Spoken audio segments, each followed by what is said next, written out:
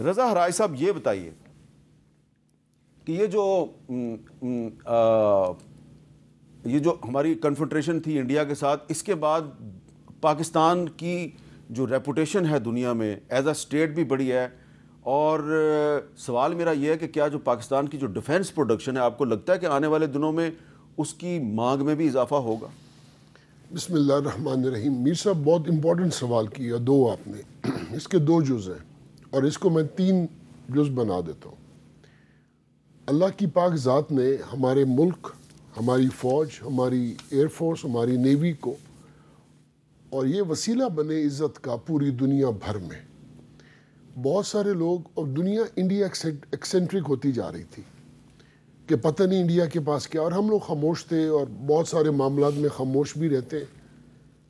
اس کا آج فائدہ یہ ہوا کہ پوری دنیا نے دیکھ لیا کہ پاکستان کا جو دفاع ہے وہ الحمدللہ وہ ایک بہت ہی مضبوط ہاتھوں میں ہے.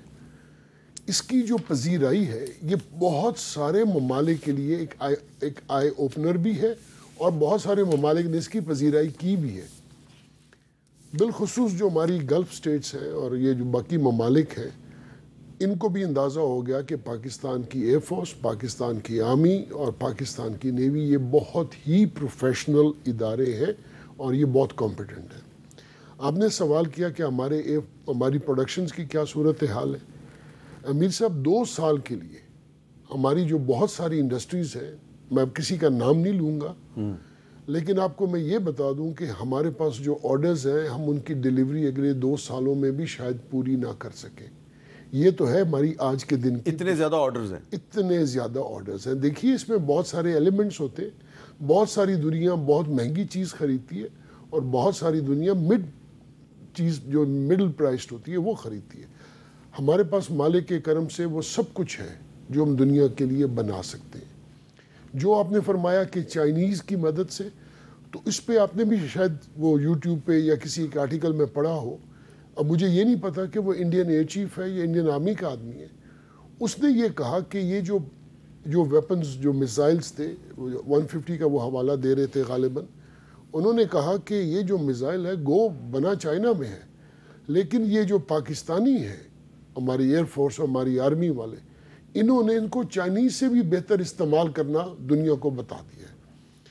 تو میر صاحب بندوق تو ہر کوئی بنا لیتا ہے، توپ بھی ہر کوئی بنا لیتا ہے، لیکن جواں مردی کے ساتھ بندوق چلانا اور پھر اس سے دشمن کو گرانا، یہ کسی کے نصیب میں آتا ہے، اور یہ مالک کے کرم کے بغیر نہیں آتا.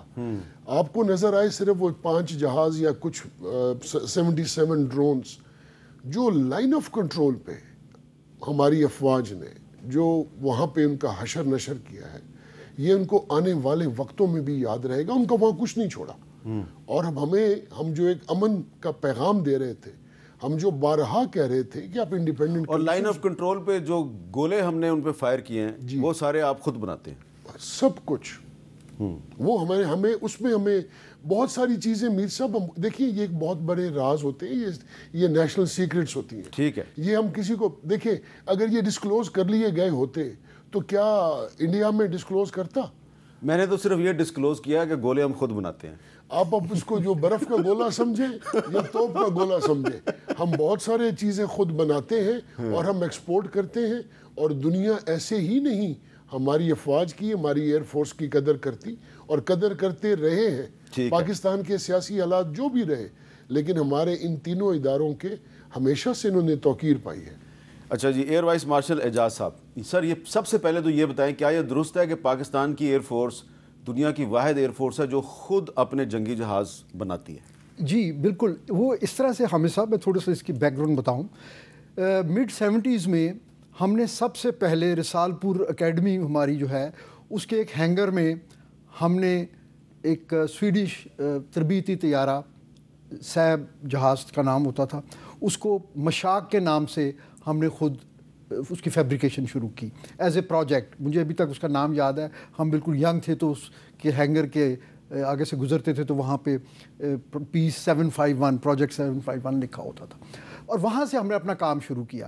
کیونکہ ہمیں یہ دیکھنا ہے کہ اس وقت ہمارے ملک میں کوئی انڈسٹریل بیس ایسا نہیں تھا جو پرائیویٹ سیکٹر میں جو اتنی ہائی ٹیک جو انڈسٹری ہے اس کو ٹیک اپ کر سکے. لیکن ایئر فورس نے وہاں سے آغاز کیا.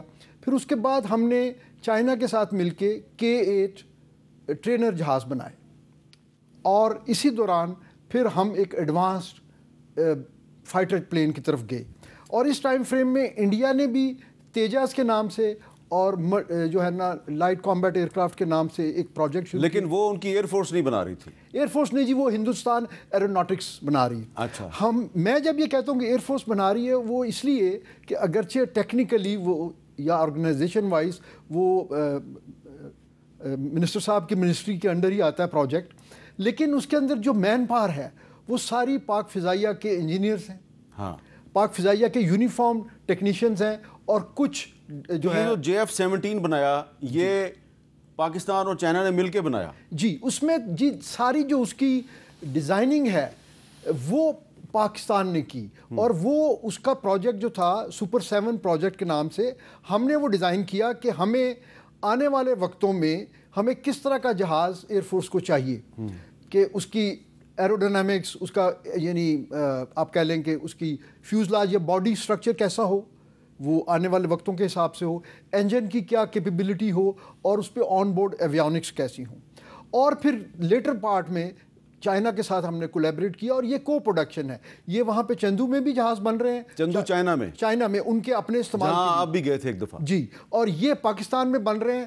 پہلا ہمارا جو, جیسے ابھی منسٹر صاحب نے فرمایا, پہلا ہمارا جو گول تھا یا ٹاسک تھا وہ ایئر فورس کی اپنی ضروریات کو پورا کرنا تھا, کیونکہ ہمارے کچھ اسکواڈنس جن میں ہم پہلے چائنیز ایکوپمنٹ استعمال کر رہے تھے, F6 وہ آبسلیٹ ہو کے وہ اپنی سروس پوری کر کے 50 سال وہ ہم نے ریٹائر کر دیے تھے.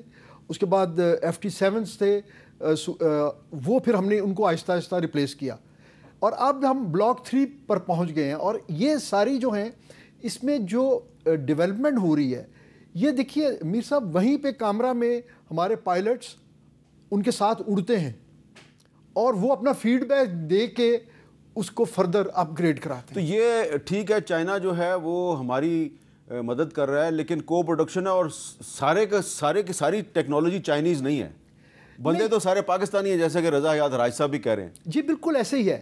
اور دیکھیے آپ کو میں عرض کروں جی, دیکھیے جو ایویشن کی جو ہے نا جہازوں کی جہاز سازی کی صنعت ہے, یہ پوری دنیا میں کمرشل جہاز ہوں یا فائٹر پلین ہوں, کوئی کمپنی 100% ہر چیز خود نہیں بناتی. فار ایگزامپل جو جہازوں کے انجنز ہیں وہ رولز رائس کمپنی ہے, پریٹ اینڈ وٹنی ہے, جنرل الیکٹرک, یہ 3 کمپنیاں بہترین انجن بناتی ہیں. ٹھیک ہے, باقی کچھ جو ہے سوویٹ یا رشین سورسز ہیں. اب وہ تمام جہازوں میں یہی لگتے ہیں. ایجیکشن سیٹس ہیں, ابھی یہ جو رافیل ہم نے گرائے ہیں اس میں 3 ایجیکشن سیٹس جو انہوں نے ایجیکٹ کرنے کی کوشش کی ہے وہ مارٹن بیکر برطانیہ کی بنی ہوئی ہیں, کیونکہ وہ دنیا کی بہترین ایجیکشن سیٹ بناتے ہیں جس کے پیرامیٹر ہوتے ہیں 0-0. 0-0 مین کہ 0 آلٹیچیوڈ اور 0 سپیڈ پہ, یعنی وہ اگر جہاز کھڑا ہے ہینگر میں اور غلطی سے کسی نے پریس کر دیا تو وہاں بھی ایجیکٹ ہو جائے گا. جبکہ نارملی جو ہیں جو فرینچ جہاز ہوتے تھے اس میں ریکوائرمنٹ ہوتی تھی کہ کم از کم آپ کے جہاز کا اتنا آلٹیچیوڈ ہوگا, اتنی سپیڈ ہوگی تو سیٹ آپ کی بلاسم کرے گی, کیونکہ وہ پھر پیراشوٹ کھلتا ہے تو نیچے بھی آنے کا ٹائم چاہیے ہوتا ہے.